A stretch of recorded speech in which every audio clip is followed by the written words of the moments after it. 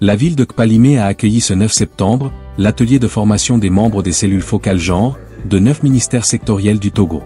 Organisé avec l'appui du programme Prodège 4 et de l'initiative des ondes de la GIZ, cette rencontre réunit une trentaine de participants venus renforcer leurs compétences pour mieux intégrer l'égalité et l'équité dans les politiques publiques. L'objectif est de contribuer à l'assimilation et à la réalisation des rôles et des tâches des cellules focales genre. Cette formation est accompagnée par deux programmes de la GIZ, qui est le programme de décentralisation de gouvernance et le programme des ondes. Cette formation, nous allons suivre ces 3 prochains jours, se veut surtout un espace d'apprentissage, mais aussi un renforcement de votre leadership technique et institutionnel.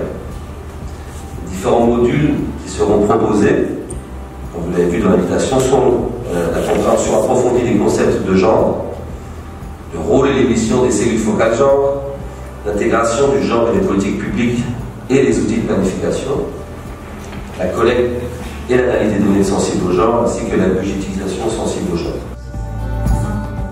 Pendant 3 jours, les participants suivront plusieurs modules portant sur les notions fondamentales du genre, la collecte et l'analyse de données, ainsi que la budgétisation sensible au genre.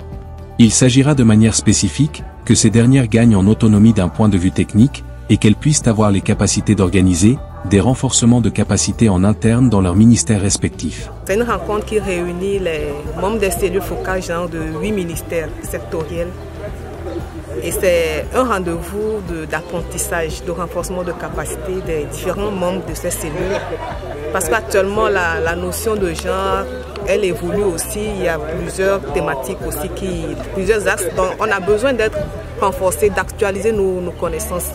Aussi, il y a ce fait que souvent les cellules sont changeantes. Il y a les membres qui changent. Donc, il faut toujours suivre et renforcer les capacités. Donc, cette rencontre nous permet, nous, membres de la cellule genre, de revenir sur les notions du genre, d'avoir en fait certaines notions sur comment élaborer un budget sensible au genre.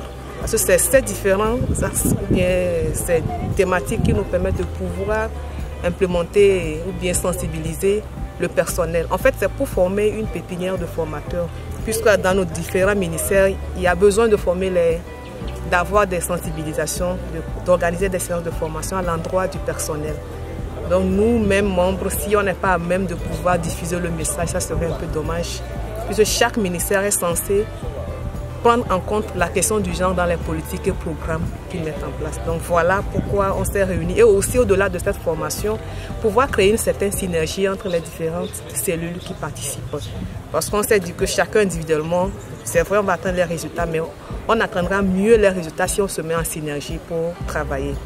Les travaux se déroulent dans une approche participative, avec des études de cas, des échanges d'expériences et des exercices pratiques. Ces 3 jours, nous aurons à parler du genre, comment faire l'analyse genre, parler des notions, des concepts de genre pour pouvoir aider les participants à mieux comprendre ce que c'est que le genre, pour ne pas chaque fois dire que le genre est femme, et aider également les participants à pouvoir identifier les activités, les actions, les projets, les programmes qui sont genre, ou bien à pouvoir élaborer, formuler des actions, des activités dans le sens d'avoir des impacts genre sur les bénéficiaires qui sont la population. Et au niveau des suivis, à travers les indicateurs, à travers les rapports d'exécution, à travers les évaluations, nous saurons réellement, avec les impacts qu'on aura sur la population, sur le terrain, sur la vie des femmes et des hommes, que le genre est réellement pris en compte à travers les différents projets, activités, programmes que nous essayons de formuler pour développer notre pays. À l'issue des activités, les cellules repartiront mieux outillées pour mettre à jour leur plan d'action, renforcer leur réseau et contribuer à une gouvernance plus inclusive. Cet atelier constitue une étape importante vers la promotion de l'égalité des chances et le développement durable du Togo.